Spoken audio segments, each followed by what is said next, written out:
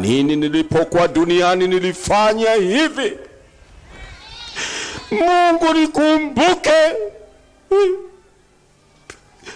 Wakati huo hakuna tena msamaha, wala hutarudishiwa ulicho.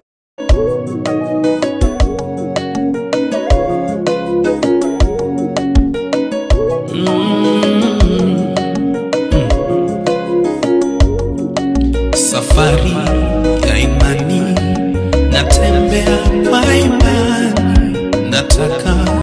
Moses Kulola ni mwanzilishi wa huduma ya Evangelist Assemblies of God Tanzania alimaarufu kama EAGT. Alizaliwa mwezi Juni mwaka 1928 hadi pale mwezi Agosti mwaka 2013 alipofikwa na umauti. Alizaliwa kwenye familia ya watoto 10 huku yeye akiwa ni mtoto wa 6. Katika historia yake ya maisha yake ya masomo, alisoma shule ya Risha Sukuma mnamo mwaka 1939 na baada ya hapo akajiunga na taasisi ya usanifu ya mwaka 1949. Katika maisha yake ya utume alibatizwa mwaka 1950 katika kanisa la AIC Makongoro jijini Arusha. Moses Kulola alifanikiwa kufunga ndoa na mwanamke aitwaye Elizabeth na akabahatika kupata watoto 10, ambapo hadi anafikwa na umauti mwaka 2013 watoto 3 kati ya 10 walikuwa wamepoteza maisha, hivyo alifariki akiwa na watoto 7. Mnamo mwaka 1950 alianza kazi rasmi ya umishonari, na ilipofika mwaka 1959 alianza kufanya kazi serikalini, wakati huo huo akihubiri injili vijijini na mijini. Utumishi wake serikalini ulifika mwisho mwaka 1962, ambapo baada ya hapo alijitoa moja kwa moja kwenye injili, na mnamo mwaka 1964 alijiunga na chuo cha theolojia ya dini, na mwaka 1966 akatunikiwa stashahada ya theolojia ya dini. Aliendeleza masomo mbalimbali ya dini katika mataifa mbalimbali, ambapo alitunikiwa vyeti mbalimbali vya kidini kutoka kwenye mataifa hayo huku akihudumu kikazi miaka 2 kama mchungaji na kujiunga na makanisa ya Kipentekosti katika mwaka 1966.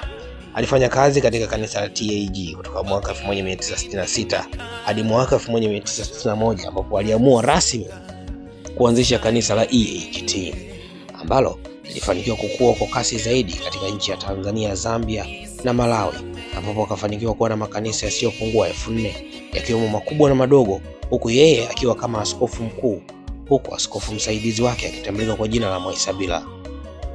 Katika majukumu yake kama askofu mkuu alifanikiwa kugawa majimbo 34 ya kazi na kanda 5, huku kila jimbo likiwa na mwangalizi wake kama mchungaji. Alihudumu kwa miaka 22 kama askofu mkuu wa kanisa la EAGT hadi pale umauti ulipomkuta. Katika kazi yake ya utumishi anakumbukwa kwa kuwa ni mmoja wa watumishi waliokuwa na misimamo ya kiimani, hasa kutopindisha misimamo wake kwenye injili ya wokovu wa Yesu Kristo. Amewezesha maelfu ya watu kumkubali Kristo na kumfanya kuwa Bwana na Mwokozi wa maisha yao. Licha ya uwezo mkubwa aliokuwa nao wa kufanya miujiza na maajabu makubwa kama yasemavyo maandiko, Moses Kulola pia alikuwa ni mwalimu mzuri wa neno la Mungu, kwani alifundisha neno la Mungu kwa weledi mkubwa.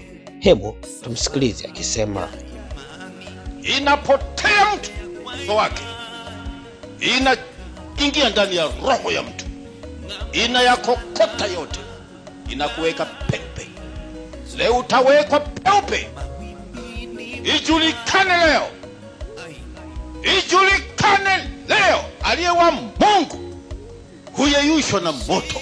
Moses Kulola akiwa kama mtumishi wa Mungu katika kipindi chote alichokuwepo hapa duniani, kwa mtazamo wa wengi na wale waliobahatika kufika mbinguni wanamshuhudia kama ni mmoja wa wateule walioko mbinguni mpaka sasa hivi tunavyoongea, kupitia maono na unabii mbalimbali uliotolewa. Hivyo amekuwa inspiration kwa watu wengi, hasa wale wanaoshikilia wokovu wa Yesu Kristo ili wawe watakatifu kama yasemavyo maandiko. Hivyo ashukuriwe Mungu aliyemtuma mtumishi wake Moses Kulola ili kuitenda kazi yake. Ama hakika vita amevipiga na mwendo umeumaliza.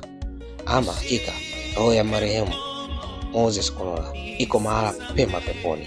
Amina. Imeandaliwa na kusomwa na mimi Eric Rems, born slave of Jesus Christ. Nishike mkono nisizame, mawimbi ni mengi niokoe.